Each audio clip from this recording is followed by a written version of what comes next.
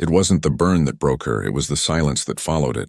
No gasp, no apology, just the sharp sound of a ceramic cup clinking against a counter, and the quiet hiss of hot liquid dripping down her sleeve. It smelled like roasted beans and humiliation. Everyone saw it happen, but nobody moved. The man who did it, a police officer in a spotless uniform, didn't even blink. He didn't shout, didn't curse. He just tilted the cup and let the coffee fall like it was nothing. The brown liquid soaked through her pale blue blouse, spreading fast, leaving a stain that would outlive the morning. Her name was Evelyn Cross, 61 years old, retired teacher, grandmother of 5, the kind of woman who brought cookies to her neighbors on holidays and still signed letters with "Warmly Evelyn." She didn't shout, didn't protest. She just looked at him, not in fear, not in rage, but in something colder, recognition, like she'd seen him before, not his face. His kind. The cafe was small, the Maple Cup, a cozy corner spot that smelled like cinnamon and comfort. It was the kind of place where people came to feel human for a while. But that morning, humanity froze. The chatter died. The air turned brittle. The officer, Deputy Travis Bowers, stood tall, his badge gleaming under the soft light. He was young, broad-shouldered, the type who walked like the world owed him space. He smiled, a tight, controlled smirk, and said quietly, "Guess folks around here forgot who runs this town." No one laughed. Evelyn didn't answer. She reached for a napkin, dabbed the stain on her chest, and whispered, "You've made a mistake." Her voice was soft, but it sliced through the silence like a blade. Bowers tilted his head. "Oh yeah, you gonna call someone? Your husband?" She looked him dead in the eye. "No, my son." A few tables away, a teenage boy lifted his phone, recording. His hands trembled. The camera caught everything, the pour, the badge, the smirk, and the line that would set the town on fire. Because in a photo frame behind Evelyn, on the cafe's community wall, was a picture of Chief of Police, Jordan Cross, newly appointed 2 months ago. The caption beneath read, "Raised with love by Evelyn Cross." When Travis followed her gaze and saw the photo, his smirk faltered. But it was too late. The world already had the footage. 39 seconds. That's all it took. 39 seconds to change everything. By mid-morning, the video had gone from 1 phone to 100, then 1,000. By lunch, it was everywhere. Hashtags multiplied like wildfire. Coffee and power. Justice. For Evelyn. Cross the line. And by the time the sun set over Ridgebrook, silence had become impossible. Evelyn stayed home that night, her blouse drying on a chair. She hadn't said more than 3 words since she left the cafe. Neighbors knocked. She didn't answer. The world outside was erupting, but she stayed still, sitting on her floral couch, hands clasped tight as if praying to something that had stopped listening long ago. Across town, her son Jordan was in a meeting when an officer ran in, breathless, phone in hand. "Chief, you need to see this." He didn't even finish the sentence. The room went silent as Jordan pressed play. The footage rolled. The coffee. The silence. His mother's face. He didn't finish watching it. He didn't have to. He stood, buttoned his jacket, and walked out without a word. Outside, the day looked ordinary, but nothing about the air felt normal. By the time he reached the precinct, reporters had already gathered out front. Microphones. Flashing lights. Questions he wasn't ready to answer. Inside, the atmosphere was worse. Conversations died as he walked through the halls. No one met his eyes. He didn't ask who the officer was, he already knew. Bowers. He'd been warned about him before, but warnings had a way of being ignored when the system preferred silence. Jordan called him in. Bowers swaggered into the room, chewing gum, acting like this was all a misunderstanding. "Heard there's a video going around. Probably out of context." Jordan didn't look up from the printed report in his hand. "Sit." The door clicked shut. The seconds stretched. "You poured coffee on a woman this morning," Jordan said flatly. Bowers shrugged. "She was being difficult. She's 61. She's my mother." Silence. The color drained from Bowers's face. His mouth opened, but no words came out. Jordan set the report aside and finally looked at him. His voice didn't rise, but it carried the weight of thunder. "The problem isn't that you didn't know who she was. It's that you didn't think she mattered." He stood, slow, deliberate. "You're suspended. Effective immediately. When Bowers tried to protest, Jordan cut him off. "Get out before you embarrass this department any further." By the time Bowers left the building, the story had already crossed state lines. Within hours, morning talk shows dissected it. Commentators debated. Activists rallied. And at the center of it all stood one quiet woman who hadn't raised her voice but had somehow shaken a whole institution. Evelyn Cross didn't want attention. She wanted decency. But the world wasn't built for quiet women like her. The next day, the streets around the Maple Cup Café filled with people. They came with signs, with coffee cups, with anger and reverence in equal measure. Some chanted, some prayed, and some simply stood in silence, because sometimes silence says more than shouting ever could. Jordan watched from his office window. The crowd looked like the town's conscience finally waking up. He didn't feel pride. He felt the weight of history pressing down on his chest, because this wasn't about a single act of cruelty. It was about everything that had been allowed to happen before it, and this time he wasn't going to let it slide into another forgotten file. He turned to his officers. "We start digging," he said. "Every complaint, every file, every minor incident that got swept under a rug. I want them all." One of his captains frowned. "Sir, that could take months," Jordan's reply was calm. "Then we'll start with the years we lost." The files arrived by the hundreds. Dusty folders pulled from cabinets that hadn't been opened in years. Complaints that had been dismissed. Reports stamped with phrases like "resolved internally" and "no further action." Jordan Cross sat in his office, sleeves rolled up, reading page after page until the words blurred into noise.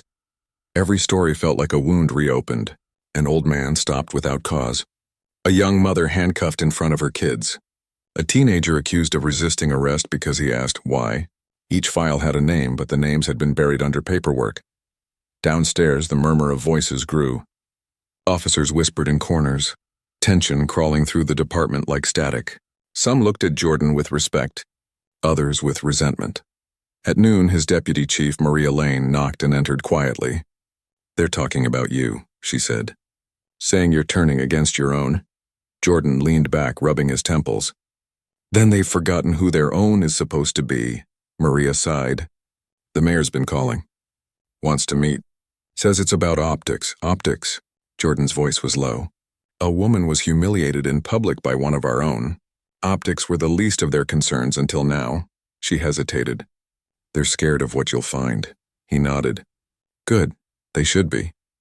That evening, Jordan went home for the first time since the video. His mother's house was quiet. She sat by the window, still wearing the same blouse, now neatly washed, the faint coffee stain barely visible. The air smelled of chamomile tea and rain. He sat beside her. For a while, neither spoke. Finally, she said softly, "You always used to think I was too forgiving." He smiled faintly. "You still are." Evelyn's eyes stayed on the window. "Forgiveness isn't forgetting, son. It's choosing to remember without letting it poison you." He looked at her, really looked at her. The woman who had shaped his sense of right and wrong, who had taught him that silence can be both shield and weapon. "Do you forgive him?" he asked, her lips pressed together. "Not yet," she said. "But I will when he faces what he's done." The next morning, the headline screamed, "Chief Cross faces backlash for internal probe. Union accuses department of witch hunt." The city was divided. Some called Jordan a hero, others called him a traitor. He didn't respond to any of it. He just kept reading. By midweek, the first pattern emerged. Officer after officer, same complaints, same excuses. Excessive force dismissed as procedure. Racial bias brushed off as misunderstanding. Maria burst into his office one afternoon, a stack of documents in her arms. "You need to see this," she said breathlessly. "Officer Bowers, he's not just guilty of what happened at the cafe. There are 3 previous civilian complaints against him, all buried."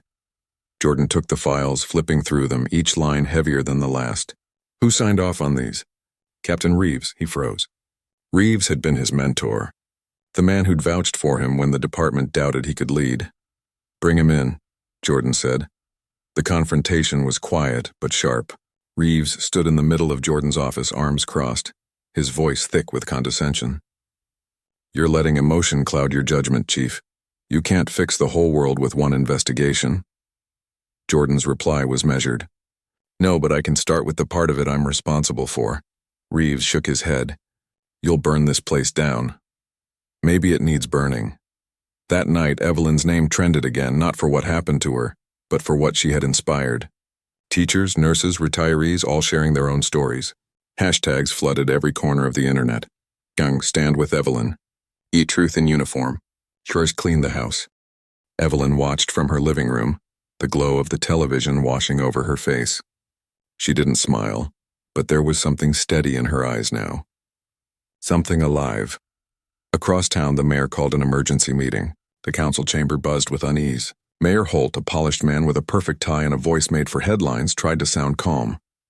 Chief Cross's investigation has created unrest, he began.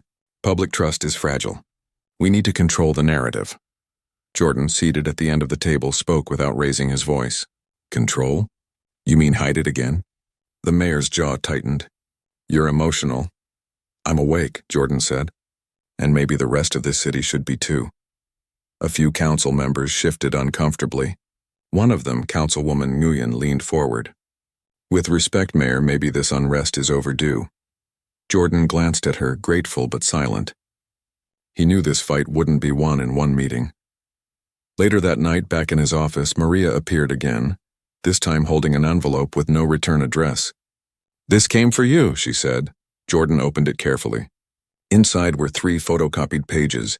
Old complaints, signatures, the same name at the bottom of each. Travis Bowers. Each marked resolved internally. Each carrying Captain Reeves's signature.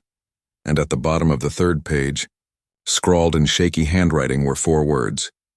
You're not done yet. Jordan stared at the paper, feeling a familiar chill rise through him. Someone inside wanted the truth out. He leaned back, the envelope still in his hands, and whispered to himself. Then we keep going. The next day, a truck parked across from the station. 2 men stepped out, one holding a camera, the other a microphone. They weren't local reporters. National news had arrived. By noon, every major outlet was running the story. Small-town chief exposes deep rot in police department. From humiliation to reform, the Evelyn Cross movement. And with every headline, the pressure grew. Inside the department, the mood darkened.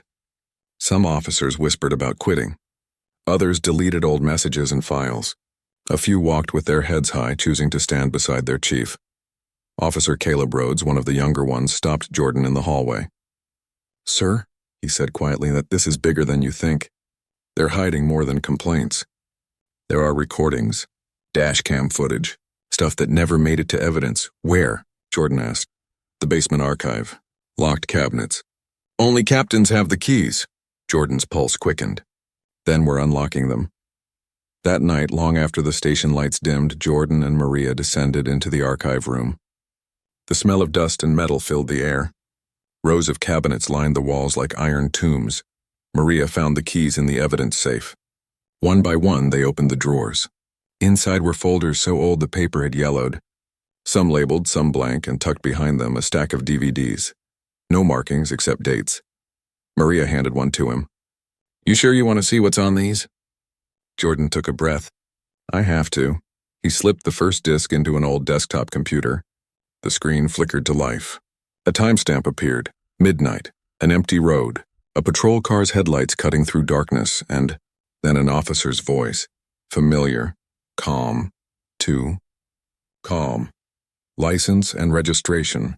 The driver's hands trembled as they reached for the glove compartment. A flash, a shout. The camera cut out. Maria's hand covered her mouth. Oh my God, Jordan froze. The name on the footage matched one of the resolved cases. This was buried, he whispered. Buried so deep they thought no one would ever find it. He closed the program. His jaw clenched. Tomorrow morning we reopen everything. Outside, thunder rolled in the distance, the first raindrop streaking the glass. The storm was coming, and Ridgebrook was about to wake up. By morning, word of the hidden footage had already reached the press. The story wasn't just a scandal anymore, it was a reckoning.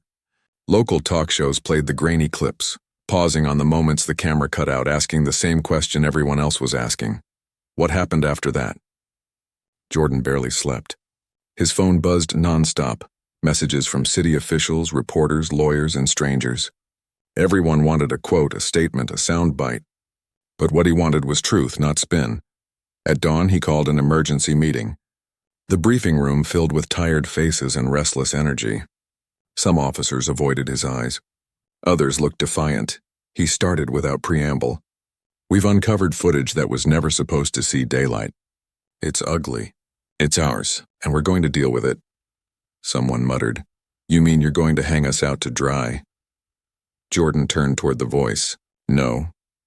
I'm going to make sure we stop pretending this dirt isn't under our feet. The room went quiet. Maria passed around copies of the new findings. Each page carried names, officers still serving, each with a trail of unresolved complaints. Effective immediately, Jordan continued. Every active case connected to these names is reopened.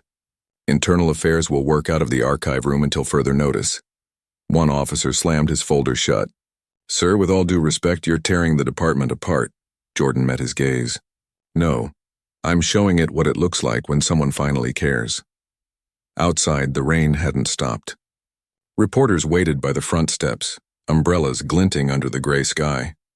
A crowd had gathered again, bigger, louder, angrier. Some chanted Evelyn's name. Others demanded the chief's resignation. The city was split straight down its conscience. By afternoon, Jordan stood behind the podium outside the precinct. Cameras pointed at him like rifles. He didn't use a script. My name is Jordan Cross, he said, voice steady despite the storm. I served this city, and I was raised by the woman you saw in that video. What happened to her is not just my family's shame, it's this department's. But this isn't about one act. It's about every act we ignored. And that ends today. Reporters shouted questions, but he spoke over them. If accountability makes us uncomfortable, then maybe comfort was the problem. Inside, the reaction was instant. The union called for an emergency vote. Several captains walked out in protest. Others refused to attend roll call. Maria entered his office hours later, damp from the rain. They're trying to paint you as reckless, she said. He gave a weary smile. Truth looks reckless to people who've built careers on lies. She hesitated, then handed him a new report. You need to see this. A former sergeant just came forward. Says he's got proof of orders to destroy evidence. Dates match the missing dashcam files. Jordan exhaled slowly. And who signed those orders? She met his eyes. Captain Reeves. He felt something cold twist in his stomach. Then he's done hiding behind history. That night, Evelyn watched her son's press conference replayed on television. The anchor's voice trembled slightly as she read the statement aloud. Chief Cross declares war on corruption within Ridgebrook Police Department. Evelyn sipped her tea, hands shaking just enough to ripple the surface. You've started something, Jordan, she whispered to the empty room. Now don't let them take it back. The next morning, the mayor summoned him to City Hall. The corridors buzzed with aides whispering into phones. The tension felt manufactured, like everyone already knew the outcome of the meeting before it began. Mayor Holt gestured for him to sit. You've created a political nightmare, he said without looking up. Business leaders are calling. The chamber wants you removed. Donations are being frozen. We can't afford chaos, Jordan's voice was calm. You can't afford to lose trust. This is about stability. This is about justice. Holt's composure cracked. Do you even understand the pressure this city is under? Jordan leaned forward. Every time an innocent person was humiliated, every time a complaint disappeared, they were under pressure. You just didn't feel it until now. For a moment, neither spoke.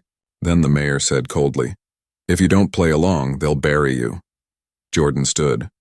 Then they'll have to dig through the truth to do it. He walked out before Holt could answer. That night, an anonymous email arrived. Subject line, you're close. No body text, just a folder attached. Inside were scanned copies of a decade's worth of internal memos. Orders signed by high-ranking officers to dismiss or lose complaints. Some dated back before Jordan even joined the force. He stared at the screen, realizing the rot went deeper than anyone imagined. By morning, the news broke again. Secret documents reveal cover-up culture in Ridgebrook PD. Pundits debated. Protesters filled the streets. The café where it all began became a shrine. Flowers, notes, candles. Someone wrote on the window in chalk. She didn't raise her voice, so the world spoke for her. Inside his office, Jordan felt the ground shifting. Maria placed a folder on his desk labeled Phase 2. What's this? He asked. The audit you ordered. 10 years of complaints, every pattern we can prove. It's not pretty. He opened it slowly. Each page was another fracture in the institution he'd sworn to protect. Every unchecked abuse, every buried report, every silence disguised as procedure. When he reached the last page, he said softly, "We're not just cleaning a house. We're tearing down a wall," Maria nodded. "And when we're done?" He looked out the rain-streaked window. "Then maybe the next chief won't have to start from the ashes." But even as he said it, he knew the storm wasn't over. It was only beginning to show its teeth. The rain didn't stop for 3 days. It fell in long gray sheets that blurred the skyline, washing the streets clean but leaving behind the weight of everything it couldn't erase. Ridgebrook was restless. The news trucks parked along Main Street never left. Commentators called it a revolution. Others called it betrayal. Jordan barely slept. He was running on coffee, guilt, and the stubborn belief that truth could still matter. The department, once bustling with routine, now felt like a haunted house. Desks emptied. Conversations died when he entered a room, but he didn't care. Silence, after all, was how they'd all ended up here. Maria burst into his office with a new report. "You need to see this," she said. Her voice trembled, not with fear but with disbelief. "We cross-checked the audit data. 7 officers have repeat complaints across multiple years, all signed off by different supervisors, all buried." Jordan flipped through the list. Each name hit like a hammer. Seven we can prove," she said. "But that's not the worst part." She dropped another folder on the desk. "The union's filing for a vote of no confidence. They're trying to push you out before you finish this." He didn't look up. "Then we finish faster." Outside, the city's heartbeat grew louder. Crowds gathered every evening, holding candles and hand-painted signs. One read, "Justice wears no badge." Another said simply, "Do it for Evelyn." In the evenings, Jordan drove to his mother's house. She was quieter now but more grounded, as if her silence had turned into steel. One night she turned to him and said, "You know, I used to believe justice was slow but steady. Now I know it's loud when it has to be." He smiled. "I just hope it's listening." She patted his hand. "It always is. It's the people who aren't." The next morning, Jordan arrived at the station early, finding the words "traitor" carved into the paint of his car door. He ran his hand over the rough letters, sighed, and kept walking. Inside, Maria waited with grim eyes. "Someone leaked our internal chat logs. They edited them, made it look like you said you were targeting white officers. The media's running with it." Jordan sat down heavily. "So they're not fighting the truth anymore, they're fighting the story." "Exactly," Maria said. "And it's working. Some of our supporters are pulling back." He nodded slowly. "Then we'll give them something they can't twist." That night he called a public meeting in the town's old library hall. The place filled beyond capacity. Teachers, veterans, teenagers, even some officers who hadn't spoken to him in weeks. Evelyn sat near the front, her hands folded in her lap, the faintest smile of pride on her face. Jordan stepped to the microphone. "I know what they're saying," he began. "That this is a witch hunt. That it's political. But it's not. This is about accountability. If the truth makes us uncomfortable, then it's because we're finally looking at it." He held up a folder. "Inside here are 71 cases of misconduct swept under the rug. 71 lives disrupted. 71 families left without answers. You can call that whatever you want, but I call it a failure of duty." The room was silent except for the sound of rain against the windows. A young woman stood up, voice trembling. "My brother filed a complaint 5 years ago. He never heard back. His name is on that list."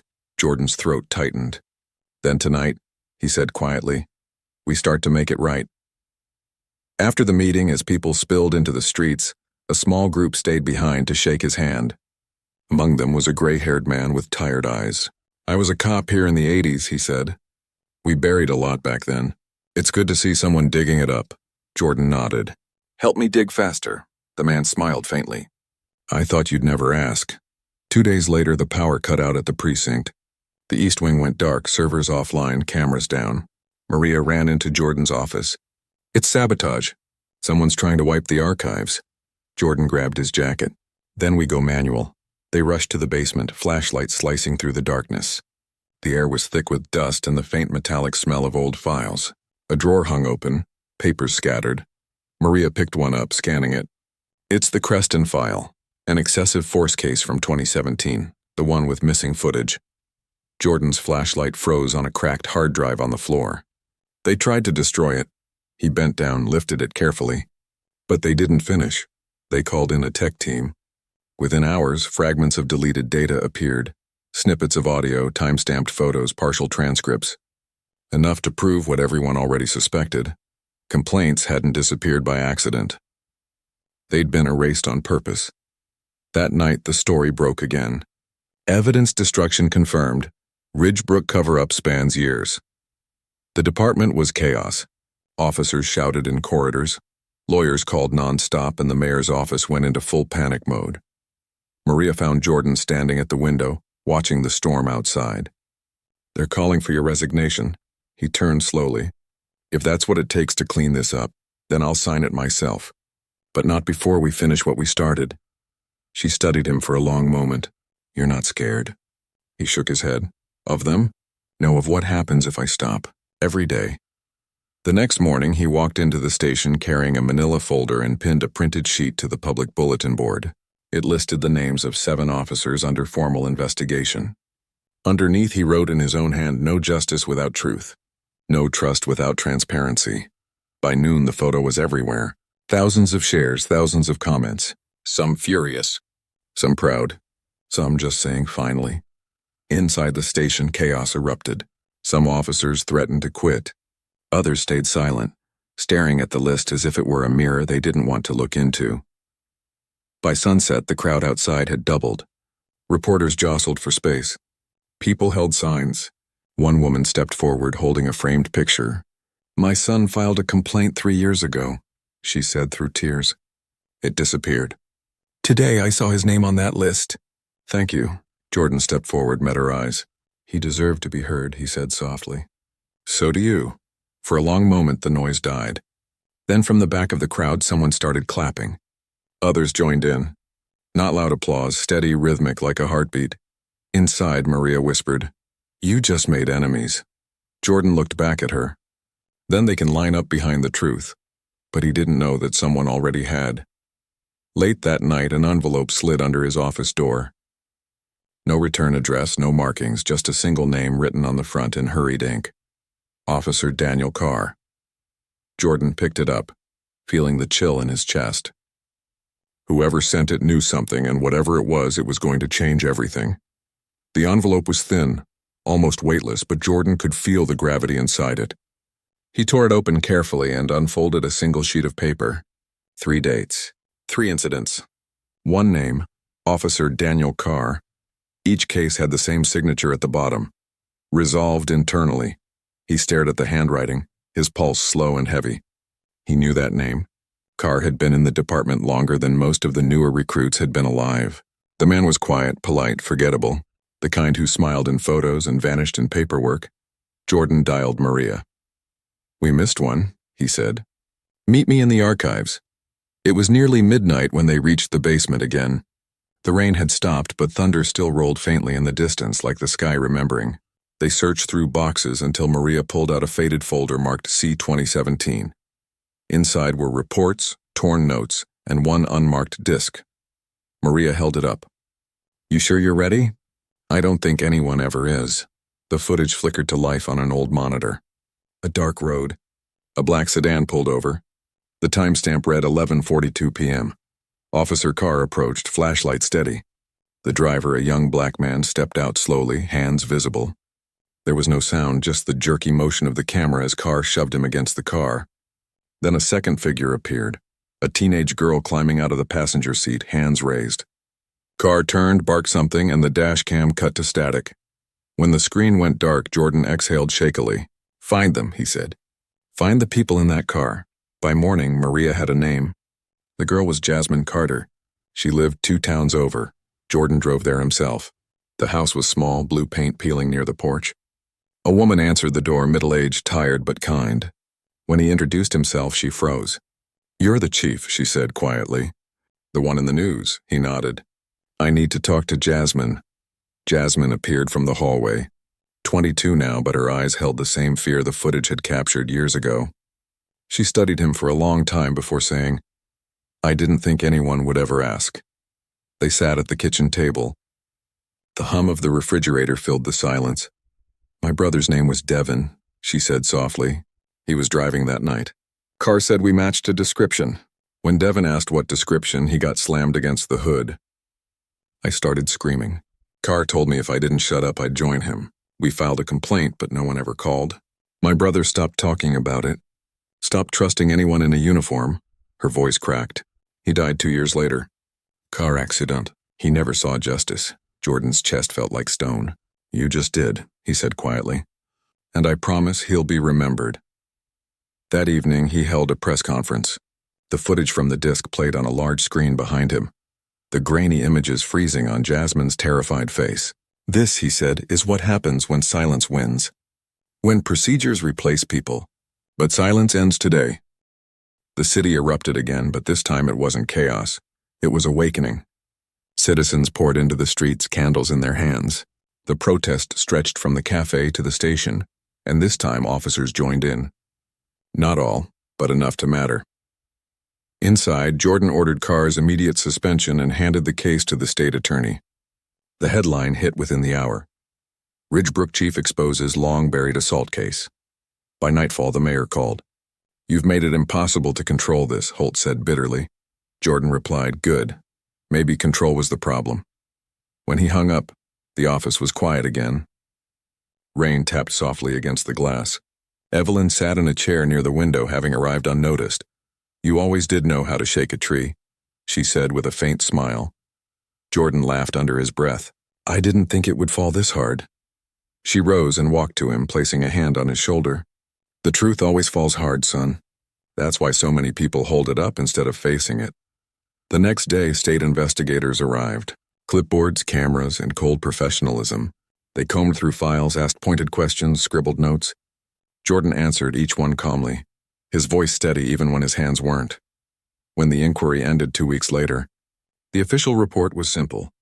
Chief Jordan Cross's actions, while unconventional, align with the ethical duty of public accountability. No praise, no condemnation, just acknowledgement, and that was enough. Months passed. The city changed in quiet ways. The department created a civilian oversight board. Use of force cases went public within 30 days. Evelyn's story was taught in local schools as a lesson in courage. On a bright Sunday morning, Jordan sat on his porch with his daughter Amelia. She was 10, curious, always asking questions. Dad, she said softly, why did that man pour coffee on Grandma? He paused, watching the sunlight spill across the yard. Because sometimes people forget how much their actions weigh, she thought for a moment. Did Grandma get justice? He smiled faintly. She got her voice, and sometimes that's stronger. Evelyn stepped outside then, her movement slower but her eyes still fierce. She handed them both steaming cups of coffee and sat beside them. You know, she said, for all that's changed, the world still needs reminders. Jordan raised his cup slightly. Then we'll keep reminding it. Across the street, the newly painted wall of the Ridgebrook station gleamed in the sunlight. On it was a mural, 9 silhouettes standing tall, hand in hand beneath bold painted words, truth needs witnesses. As the city stirred awake, people passed by, slowing to look, some smiling, some silent, all remembering. For the first time in a long while, Ridgebrook wasn't afraid of silence. It had learned what Evelyn Cross already knew. Silence could destroy, but it could also rebuild. And as the morning breeze carried the scent of coffee and rain through the air, Jordan knew something simple, unshakable, and true. Justice didn't arrive with noise. It arrived when people refused to look away, and this time no one did.